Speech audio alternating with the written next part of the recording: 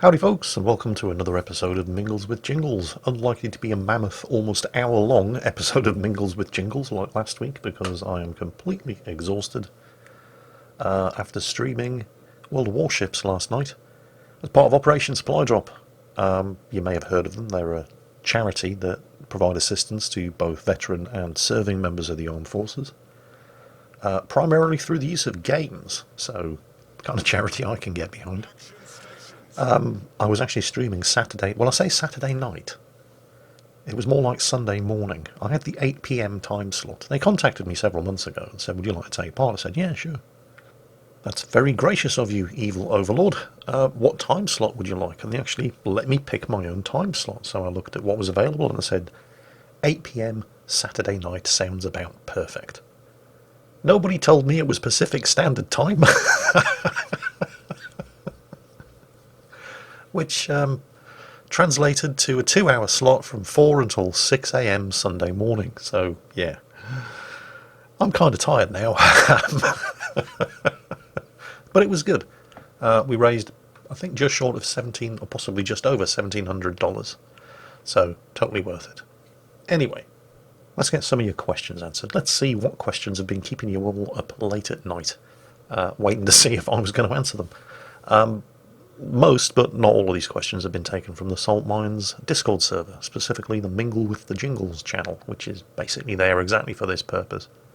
Before we start, I have been asked by the server moderators to remind everybody that the Mingle with the Jingles channel is specifically for posing these questions to me. It's not there for you all to have a discussion about the questions that other people are asking. So, bearing that in mind, the first question of the week is... and this is a good one, actually. It comes from Ranger Mongio, and it's to do with, well, reality versus gameplay. I'll just read the question. You'll see what I mean. I was wondering about armour in World of Warships. We all know that balance is a key factor in the game. Still, there are values that concern me. I'm talking about the armour of Tier 7 battleships. For example, HMS King George V and HMS Nelson have 25mm of all-round armour, while a heavy cruiser, like the USS Baltimore, which is Tier 8, a tier higher, has mostly 27mm.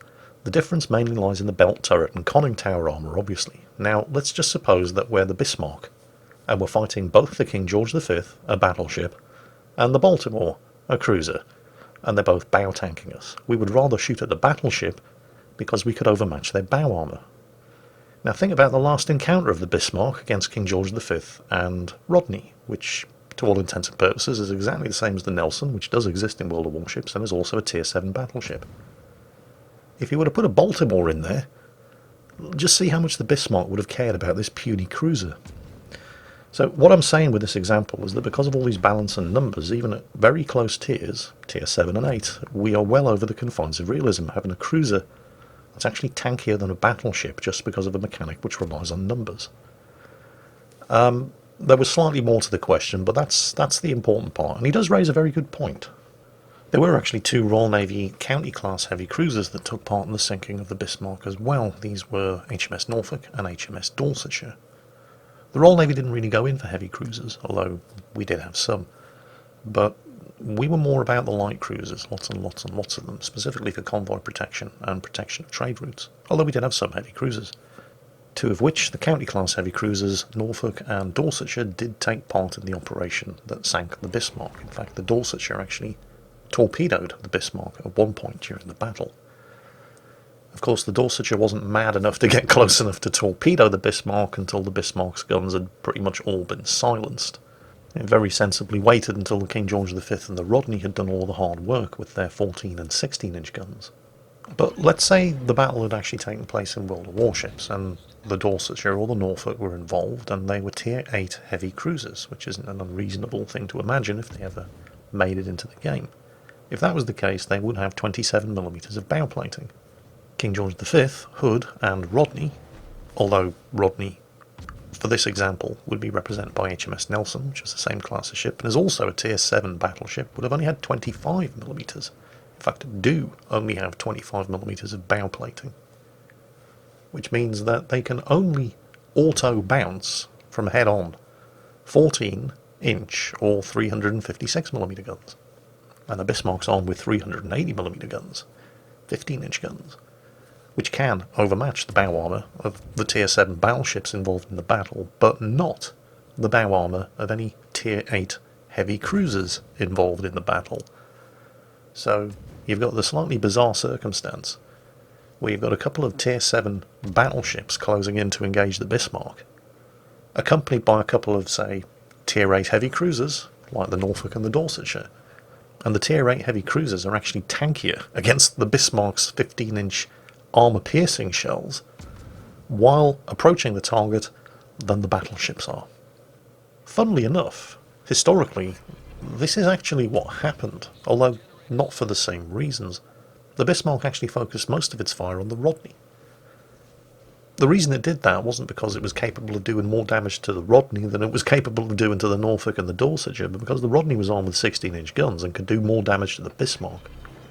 So Admiral Leutjens focused on the time-honoured principle of taking out the ship that is capable of doing the most damage to you first. And if he'd been able to sink Rodney, would almost certainly have then directed the guns of his ship on the King George V, ahead of any relatively irrelevant annoyances like 8-inch gun-armed heavy cruisers. The 8-inch guns of the Norfolk and the Dorsetshire would have done some fearsome damage to the upper deck and the superstructure of the Bismarck, but nothing critical, nothing that would actually sink the ship.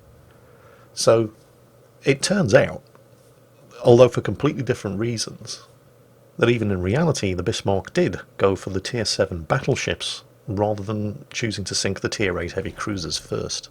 Not because the Tier 7 battleships were easier targets to sink than the Tier 8 heavy cruisers, but because the Tier 7 battleships were capable of doing a lot more damage to the Bismarck, and that's why the Bismarck chose to fire at them first.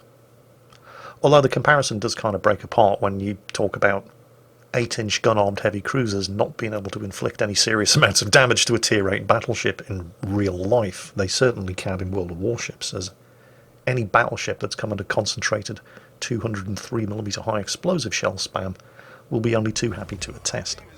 But for the purposes of this example, while it does seem ludicrous that on paper at least a Tier 8 battleship would, shooting at a target from the front when forced to choose between a Tier 7 battleship or a Tier 8 heavy cruiser, is going to stand a better chance of doing damage to the bows of a Tier 7 battleship than a Tier 8 heavy cruiser.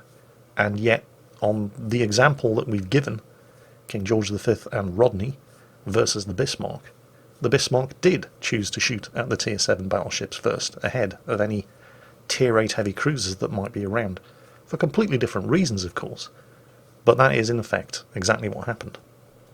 Our next question comes from Non-Survivor, and it's actually related to the first question. Again, it's to do with various different calibers of guns and ammunition choices in World of Warships, and the example that he gives, I'll just pause the background video here, you can see the screenshot that he sent me. Non-Survivor here is looking at the various different captain skills available for his USS Baltimore, and the game is telling him, do not pick the inertia fuse for high explosive shell skills for this ship.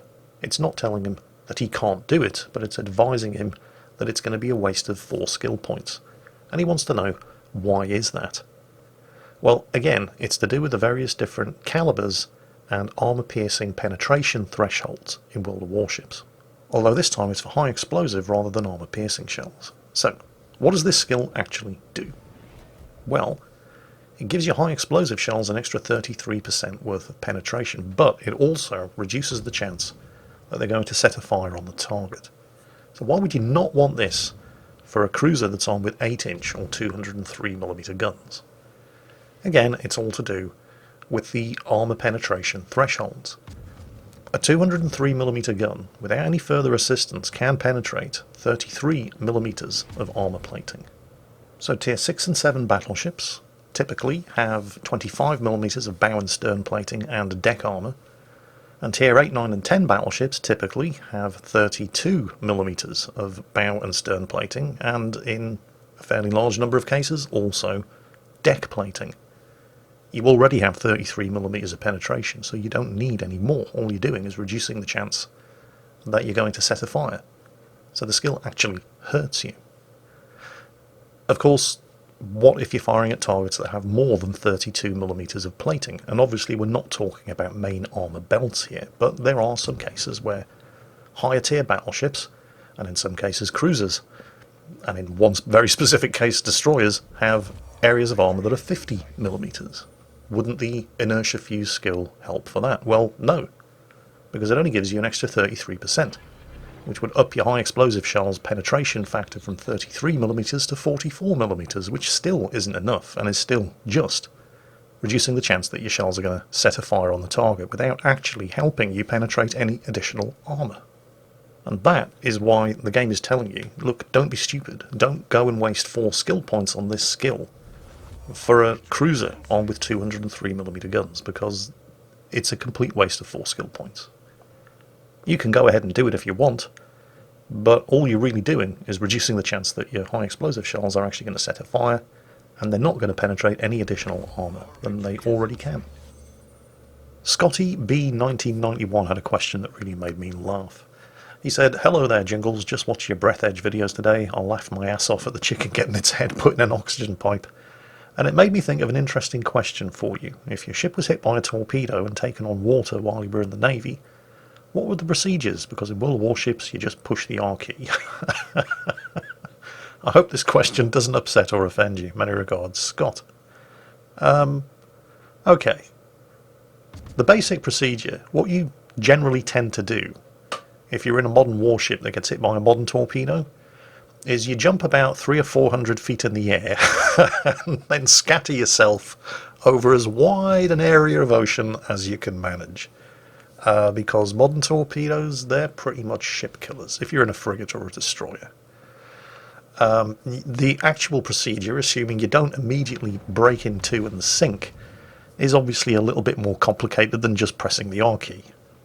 Everybody on board a warship has a specific job that they do when they're at action stations. Some people man the weapons and sensors. You have the engineers in the main engine spaces, making sure that the ship can move, making sure that there's power to all the ship's systems. You've got the people working the bridge, steering the ship, taking care of navigation, people in the ops room, or as the Americans call it, the CIC, the Combat Information Center, actually fighting the ship. And then you've got a whole bunch of people whose job is basically just to sit around and wait for something very, very bad to happen. Your first aid and damage control parties. And it's these damage control parties that do all of the heavy lifting whenever the ship is in serious danger of either burning or flooding. Now, thankfully, I can tell you that I have absolutely zero experience of having to do any of that for real. Although, as with sailors in most navies, you get lots and lots and lots of experience of doing it for practice. There's a very old and very wise expression that I like to use in these kind of circumstances. The more you sweat in training, the less you bleed in combat. And it's a very, very true expression. Now, I could probably spend the best part of the rest of this video just talking you through some of the procedures to deal with a flood, shoring up bulkheads, propping up deckheads and hatches, and actually plugging holes in the ship. But rather than do that, instead I'm just going to direct your attention down below to the video description, where I've posted a link to a very, very good video on YouTube of HMS Havoc, which is the Royal Navy's damage control training simulator. The video is very, very good. And yes, I have actually undergone all of the training that you're going to see in that video, both at HMS Havoc and at sea on ships. It's a good video, it's definitely worth watching, and I hope you enjoy it, and I hope it answers your question. Next question comes from Top Bunk Productions. I love the way he begins. "Supreme almighty overlord of all denizens of the salt mines and beyond, our eternally humble Jingles." Some of you guys do take all this just a little bit too seriously. But it's fine, you know, I don't mind. "In between swings of my now rare pick, I've been catching up with your Jurassic World evolution videos. On 2 videos in particular, I've noticed the prominence of the suggestion to take the safety labels off everything and let the stupids die off, proclaiming in the episode Romans that this would be natural selection in action. This has made me wonder, do you agree with the principle of social Darwinism, or am I just reading too deeply into a joke? Please do not take this as an accusation, for I'm generally interested in what you have to say on this subject matter. Eternally, your gracious salt minion, Top Bunk Productions." Oh boy, I could get into trouble on this one.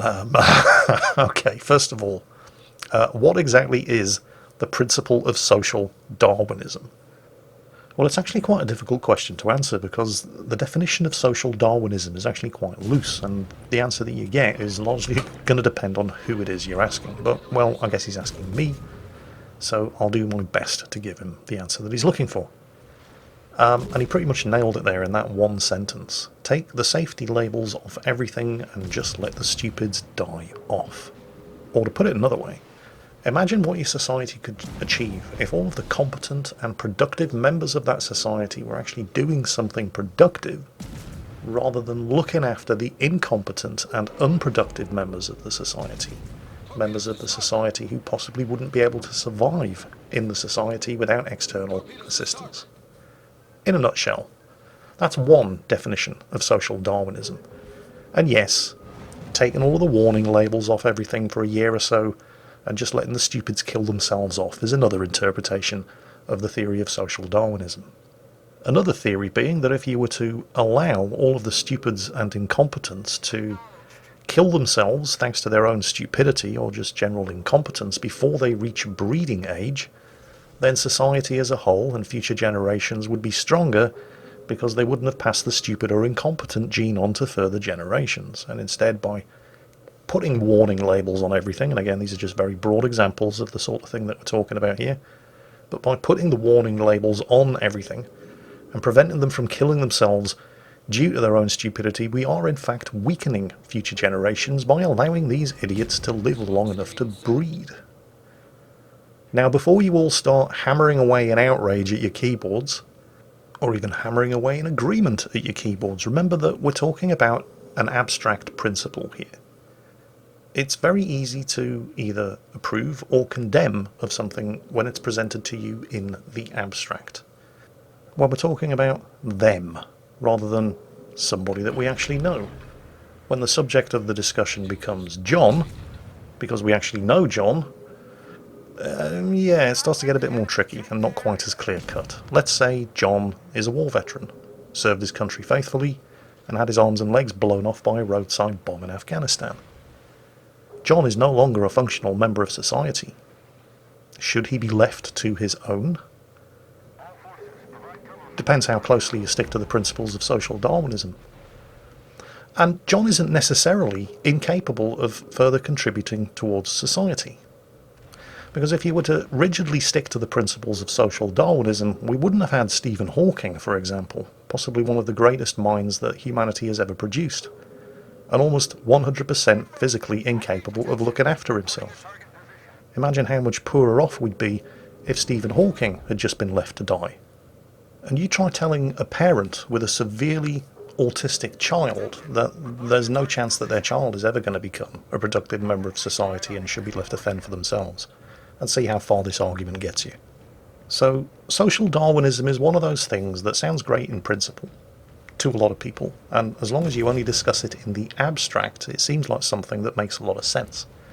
But here in the real world, we don't deal with abstracts, we deal with people that we actually know, who can be exasperatingly stupid from time to time. But, well, I'll give you another example. I can remember one occasion, I generally consider myself something of an intelligent person. I like to have a good think about things, but that doesn't mean I'm not incapable of doing stupid things. Every now and then in Mingles with Jingles, I like to come up with dumb shit that Rita said or did this week, and we all have a good laugh about it. And yeah, Rita does occasionally say and do incredibly stupid things, but she's actually a very intelligent girl. I can remember one occasion where I'd just been to the newsagent to buy a copy of PC Gamer. This was several years ago. And then wandered over the road to the post office while absently reading this copy of PC Gamer in order to buy some postage stamps to post a letter that I needed to send. Came out of the post office and actually put the copy of PC Gamer into the letterbox instead of the letter because I was so distracted. It's an incredibly stupid thing to do. But does that mean that I should have the life support switch flipped off? Well, hopefully no.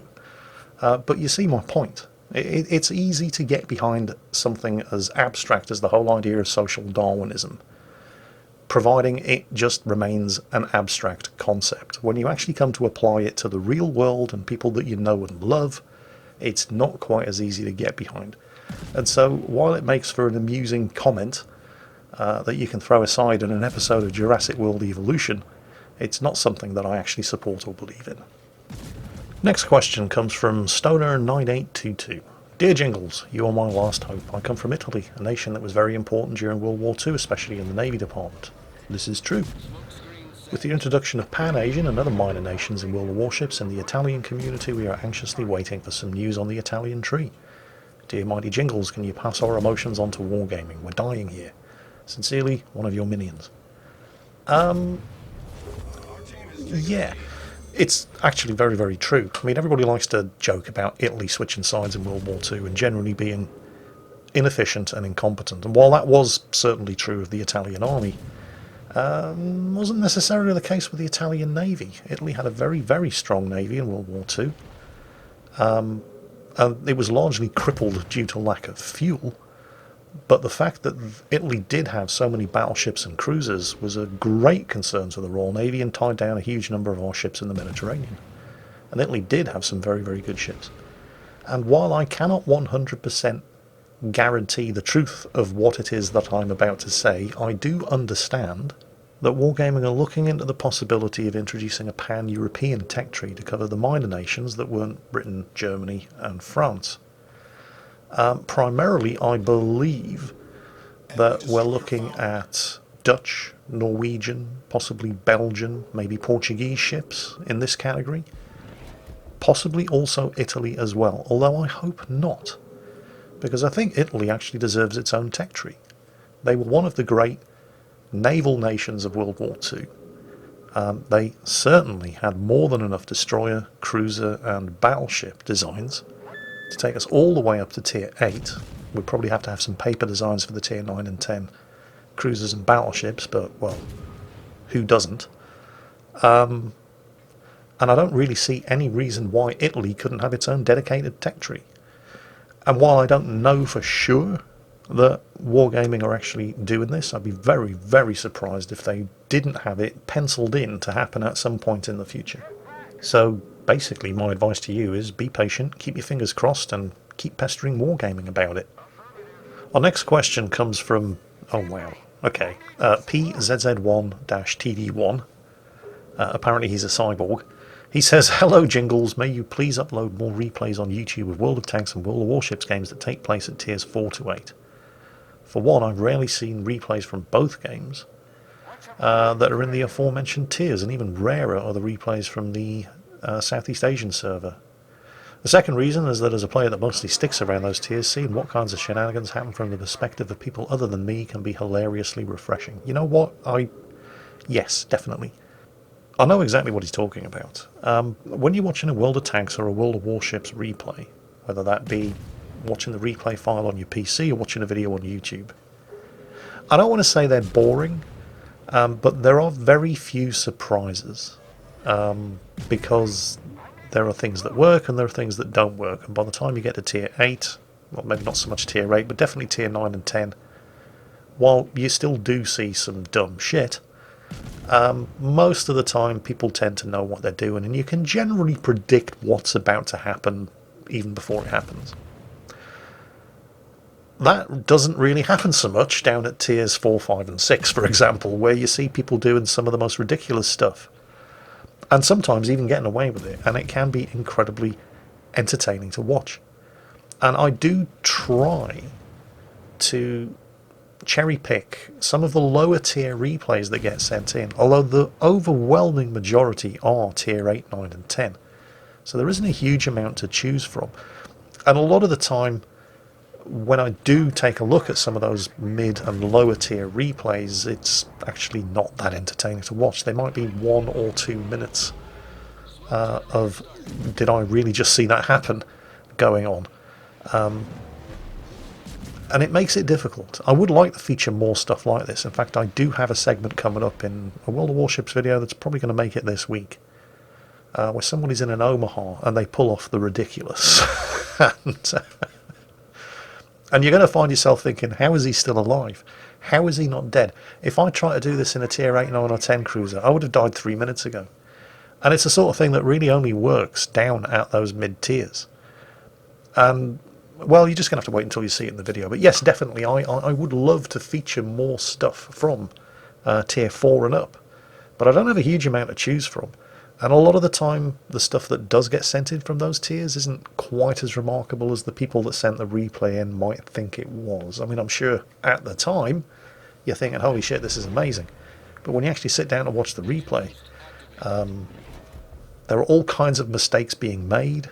And sometimes that's fine, because if you make mistakes and largely capitalising on the stupidity of the enemy, you manage to get away with it. It can be very entertaining to watch, but it doesn't happen very often. It's very rare when it does, and I'm delighted to showcase it when it does, but it doesn't happen nearly as often as everybody thinks it does. Nevertheless, I do have an example of exactly the sort of thing that I'm talking about coming up in a World of Warships video this week, so hopefully you will find it to your liking.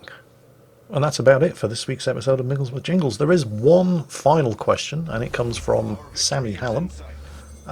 You may know the name. Sammy's the guy that basically does all of the Jingles art for the channel. He's done most of the Jingles emojis for the Salt Mines Discord server.